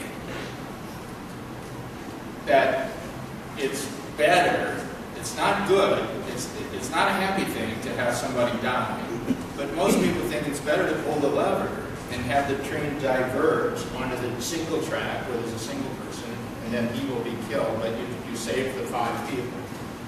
Então, a maioria das pessoas pensa que é melhor, não seja uma coisa boa, mas é melhor você desviar o trem, que só vai matar uma pessoa em vez de... So there's a difference of context, and as some of the things I talked about were Walter Sinnett Armstrong's analysis, there's framing and order effects. Had I reversed it and given you bridge first, you would have been less likely to say it's okay for switch, because you would have already seen that you're playing a role now. And if you're playing a role, then you take on some responsibility for the person's death, right? And so you're less likely to want to do that. So there's framing, there's order, there's all sorts of things going on, and I agree with you. But what I think Walter Sinnett Armstrong emphasizes is some of these are psychologically relevant, but they may not be morally relevant. In the end, it's 5 lives versus 1. In both cases, you're acting, you're pulling the lever, it didn't get pulled by itself, or you're pushing the guy over, he didn't fall over by himself. So there's framing, there's order effects at work here, and that's part of the context. Então, o que o Sr. Armstrong mostra é que tem essas diferença do enquadramento, da ordem que você apresenta, que muda a sua decisão, mas que, no fim das contas, essas são diferenças que são psicologicamente relevantes, mas moralmente não são relevantes, que, no fim das contas, é salvar, sim, o seu campo. Maybe you should try the experiment with some other students. Give them the bridge example first, and then give them the switch example, and see if they're less likely to say it's okay to pull the switch that diverts the train onto the other track. Está sugerindo que a gente tente experimento com outras pessoas, outros estudantes, trocando a ordem, como o primeiro exemplo da ponte e depois da alavanca, para a gente ver se as pessoas vai ocorrer menos das pessoas que tudo bem puxar a alavanca. Walter Sinnett Armstrong teaches at Duke University. O Sr. Armstrong dá aula na Universidade de Duke. And I'm pretty sure he's done this in his classes. He's given them some of them he's given switch first and then bridge, and then the others he's given bridge first and then switch, and he's noted a difference in their response. Ele fez isso nas salas dele, ele fez em ordens diferentes, e percebeu a diferença. So yes, context is involved, but it's hard to know why or how. O contexto está envolvido, mas é difícil saber como ou porquê. I wanted to say something more to Nisi about her question. If Mark Hauser is right and we have these innate moral principles, why do politicians act the way they do? Eu vou falar mais pouco sobre a pergunta da Nisi de como os políticos se comportam do jeito que eles se comportam, se a gente tem esses princípios inatos. Now, in the language case, we know that people can have aphasia and damage to the language areas of the brain that cause them to be unable to make certain kinds of grammatical judgments. A gente sabe que, no caso da linguagem, as pessoas podem ter certos problemas neurológicos que vão impedi-las de fazer julgamentos gramaticais corretos. So if Hauser's right that there are these neurological principles that are innate and below the level of consciousness in the brain,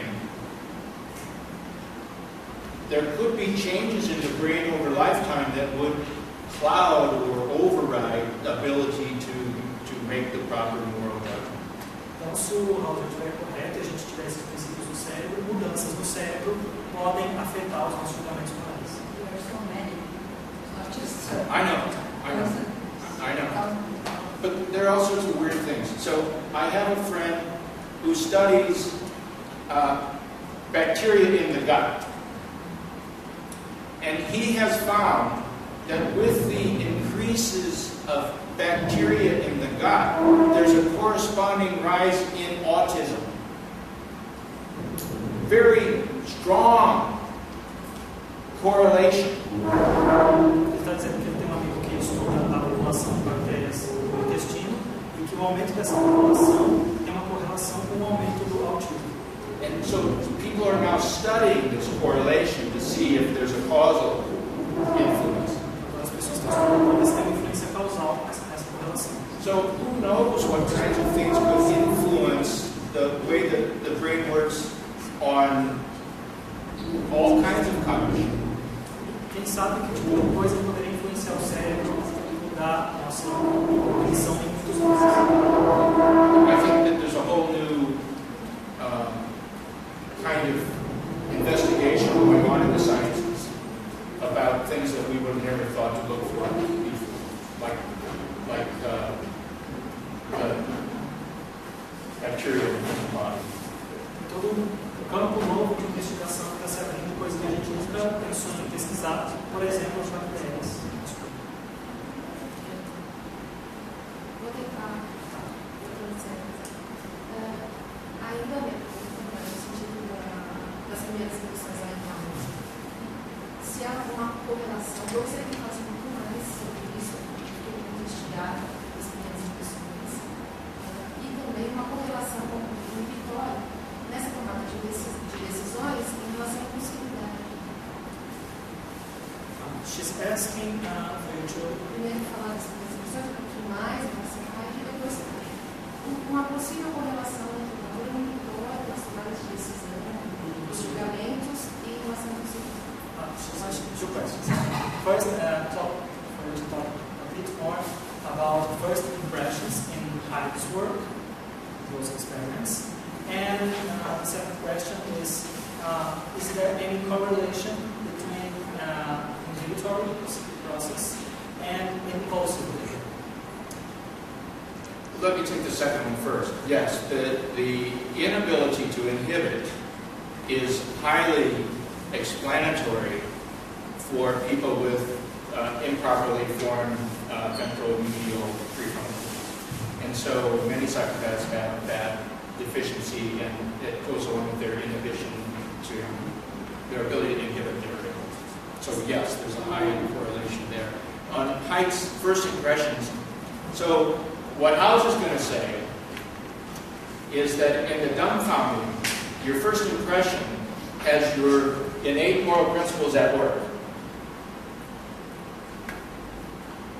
O que o Heitz vai dizer é que nas primeiras impressões, o que está trabalhando são os princípios morais que você tem. Sobre a segunda questão, sim, tem uma relação muito grande entre os efeitos no sistema de inibição e a impulsividade.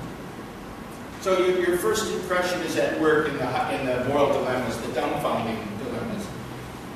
And then what happens is you try to make up reasons to support your first impression.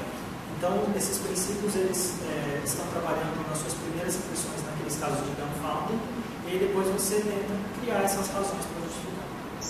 And then as I take those reasons away, quando eu tiro essas razões, you don't know what to say, você não sabe o que dizer. but you still don't like what it is. E você continua achando que não tem. Que é o dilema da minha. Você pode comentar se você Because she is researching about first impressions and how you react at first sight. About people?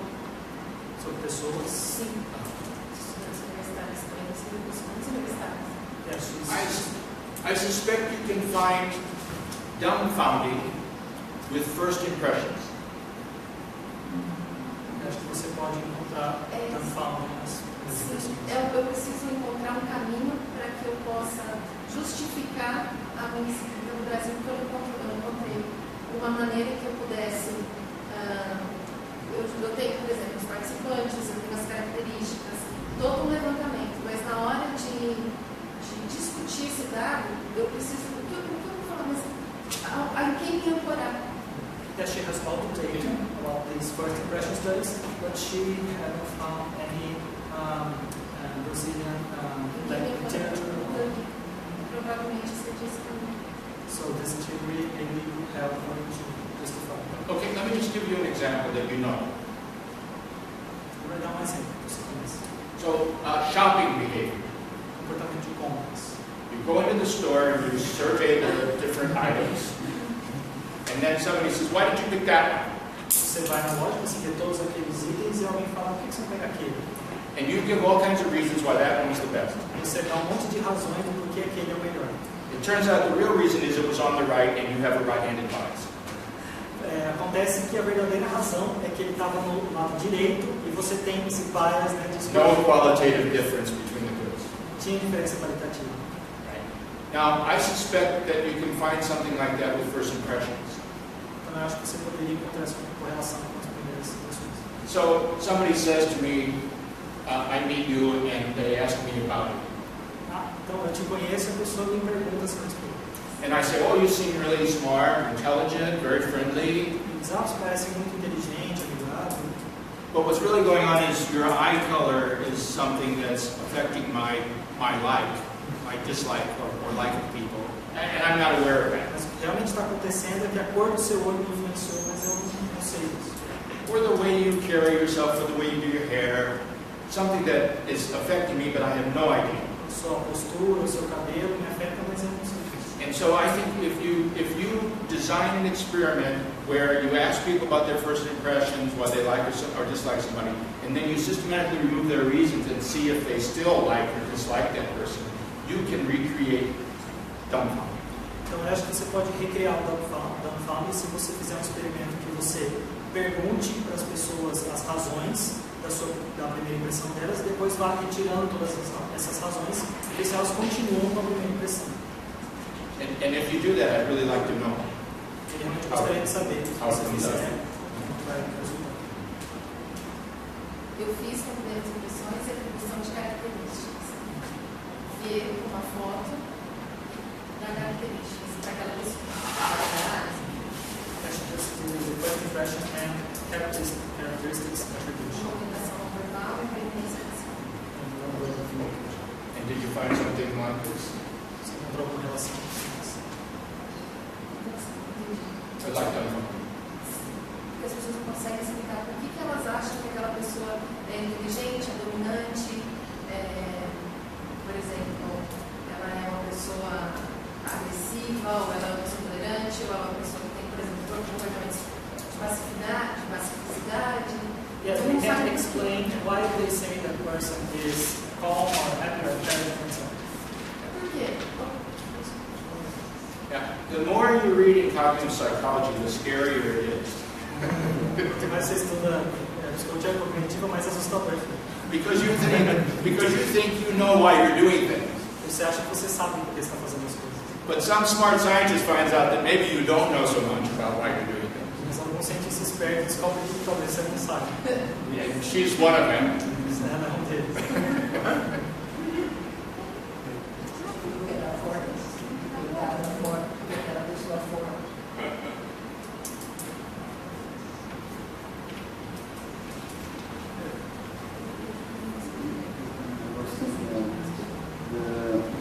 You think that if the thesis that emotion is essential to more reason is correct, you think that this can be some trouble to your idea about the bound of cognition, to bring the brain as a criterion to delimit the bound of cognition?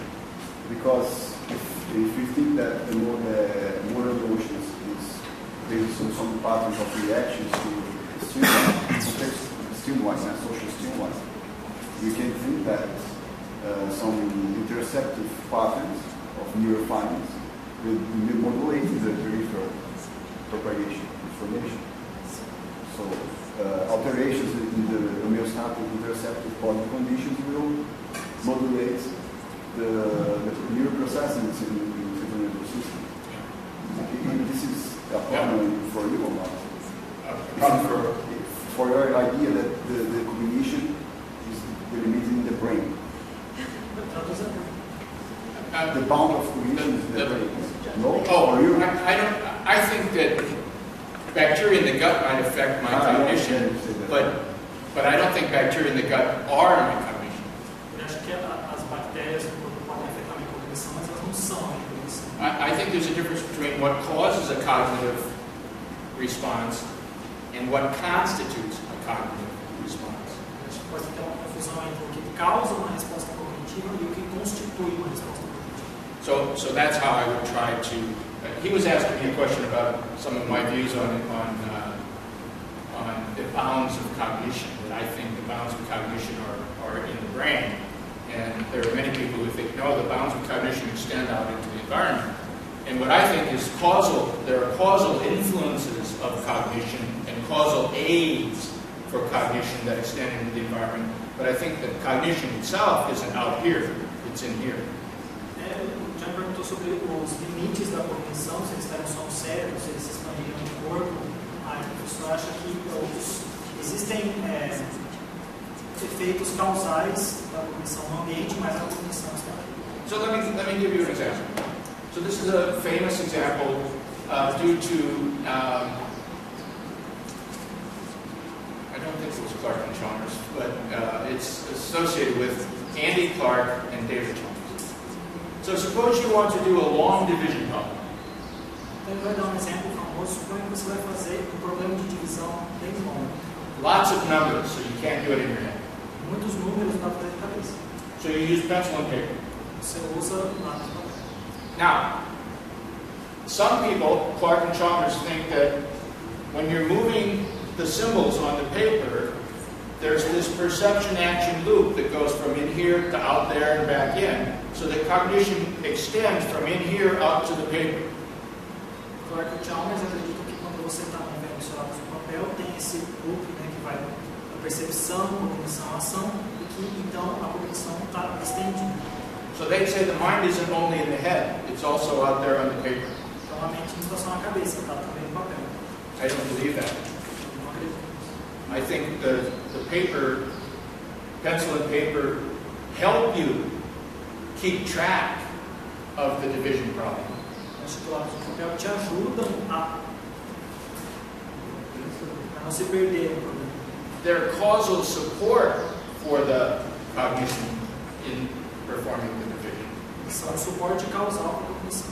But they don't constitute the cognition. Eles não constituem a cognição. So I don't think the mind does extend out onto the paper. Acho que a mente não se estende ao papel. Just to give you an example of what's being discussed. Vou pegar exemplo da discussão. But this isn't really about that. This is about that.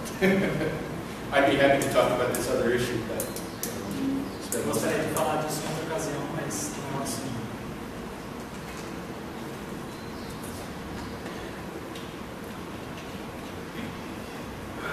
Okay, I think that you are tired.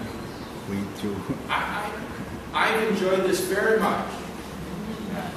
Me too. Okay, thank you, Fred.